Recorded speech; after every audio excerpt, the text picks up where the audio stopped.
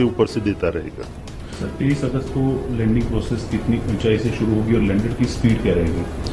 तो जैसा कि मैं बता रहा था कि प्रोपल्शन मॉड्यूल तो चंद्र की कक्षा में घूमता रहेगा और साथ में उसके साथ जो लैंडर मॉड्यूल है जिसको कि हम सॉफ्ट लैंडिंग कराने की कोशिश कर रहे हैं, तो वह 17 अगस्त को लगभग 157 बाय 167 किलोमीटर की कक्षा में था।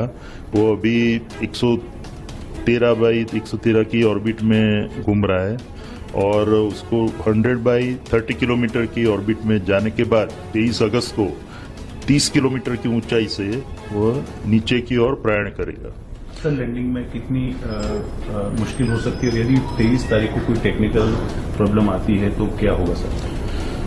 तो 30 किलोमीटर की एल्टीट्यूड या हाइट से लैंडर नीचे की ओर चंद्र की सतह पर जाने का प्रयास करेगा 23 अगस्त को, और उसके 2 घंटे पहले हम पूरे जो कमांड है वो यहाँ से जो हमारा बाइलालू अर्थ स्टेशन है वहाँ से अपलोड कर देंगे लैंडर मॉड्यूल के अंदर। और उसके बाद जो लैंडर मॉड्यूल की हेल्थ चेकिंग, टेलीमेट्री और चंद्र में जो स्थिति है उसको सबको ध्यान में रखते हुए लगभग 2 घंटे पहले हम ये निर्णय लेंगे कि उस दिन चंद्र पे उतराण करना ठीक रहेगा कि नहीं रहेगा।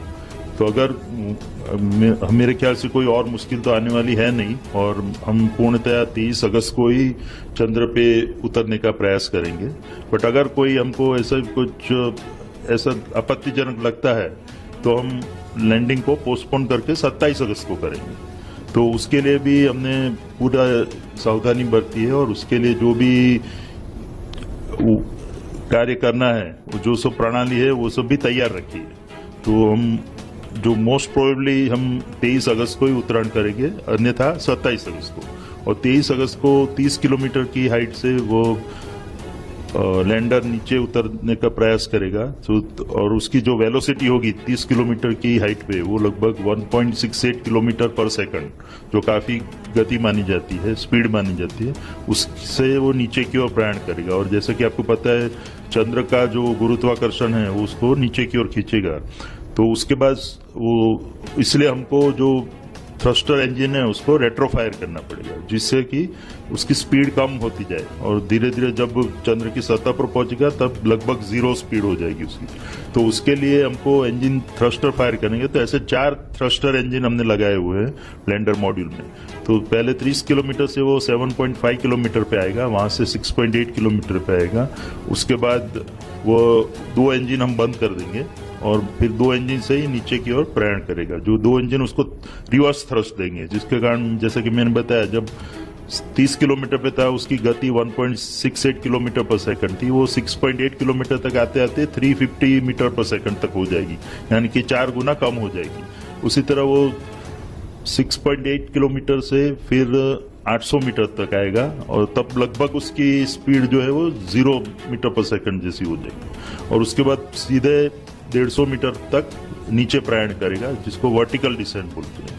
और उसके बाद अन्य जो हमने सेंसर और कैमरा लगाया है उसके इनपुट लेके और उसमें जो रेफरेंस डेटा स्टोर किया गया है, रेफरेंस इमेजेस, उससे उसको कंपेयर करके वो डिसाइड करेगा, वो निश्चित करेगा कि वो जो जगह पे लैंडर खड़ा है वहां पे घूम रहा है वो उसके सीधा नीचे उतरने से वो सही जगह पे लैंडिंग कर पाएगा। अगर उसको लगता है कि ये जगह अनुकूल नहीं है तो थोड़ा XY डायरेक्शन में प्रयाण करेगा, थोड़ा दाईं ओर या बाईं ओर मुड़ेगा और लगभग 60 मीटर तक जाएगा और उसके बाद सीधा नीचे प्रयाण करेगा। तो ये दोनों सिनेरियो हमने प्रोग्राम किए हुए हैं। और अगर उसको लगता है कि वो बिल्कुल ही अलग जगह पे पहुंच गया है, जिसकी संभावना काफी कम है, बट तो भी हमने उसके लिए जो बोलते हैं कि साल्वेज मोड, एक इमरजेंसी मोड भी रखा हुआ है, जो उसको ऑटोमेटिक लैंडिंग की ओर ले जाएगा, जिसमें वो खुद ही निर्णय करेगा कि कौन सी जगह श्रेष्ठ है उतरने के लिए।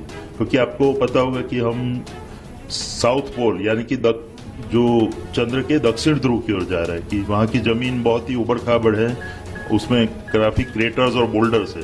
तो जमीन उतनी सपाट जमीन नहीं है जो कि विषुवत वृत्त पे पाई जाती है। तो बाकी जो भी लैंडिंग हुए हैं दूसरे देशों द्वारा, अमेरिका या चीन या रशिया द्वारा, वो सब लैंडिंग विषुवत वृत्त पे हुए चंद्र के, जहाँ की जमीन काफी सीधी और सपाट जमीन है।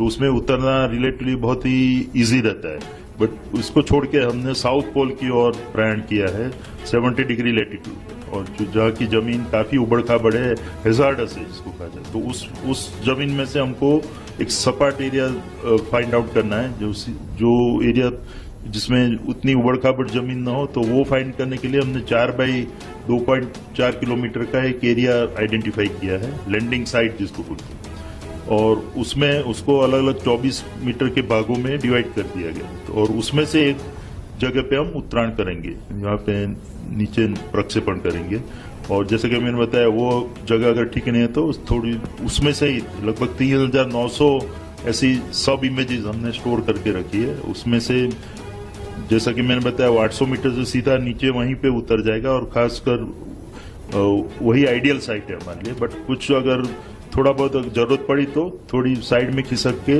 दूसरी एक साइड पे जाएगा, जो भी रिलेटिवली सेफ साइड रहेगी। और जैसा कि मैंने बताया, अगर 23 अगस्त को हम उत्तरायण का प्रयास नहीं करते और 27 अगस्त को करते हैं, तो वो लगभग जो मेन साइट है उससे 400 से 450 किलोमीटर दूर रहेगी, यानी कि अहमदाबाद के बदले हम बम्बई में उत्तरायण करेंगे, उस प्रकार का सिनेरी होगा।